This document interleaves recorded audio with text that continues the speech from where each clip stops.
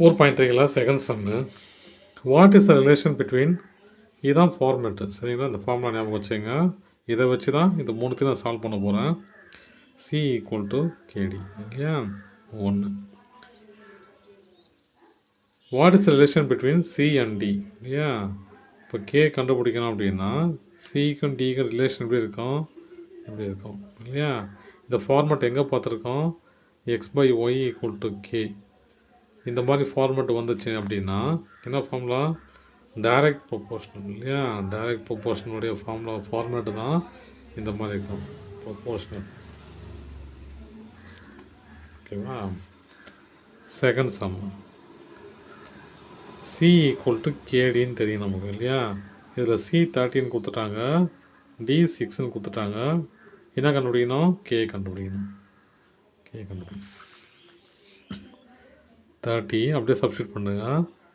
K டினது 6, எனக்கு K வேணும் இல்லையா? 6 கீழே கொண்டு வந்துடுங்க. 6 ஈக்குவல் டு கே, கேன்சல் பண்ணால் கே ஈக்குவல் டு 5 ஆச்சா? Third sum find C when D equal to 10. இப்போ இங்கே 2 விஷயம் கொடுத்துருக்காங்க. இதுக்கு முன்னாடி இருக்கிற கொஸ்டினில் பாருங்கள், சி 30 இருக்கும் போது டி 6 இருக்குது. அப்போ டி 10 இருக்கும் போது சி என்ன வரும்னு கேட்குறாங்க. இப்போ அந்த ஃபார்முலா தெரியும் நமக்கு. சி டி சி 30 இருக்கும் போது டி 6 இருக்குது, டி 10 இருக்கும் போது சி என்ன இருக்குன்னு கேட்குறாங்க. ஓகேவா? அப்படியே சால்வ் பண்ணிக்கலாம்.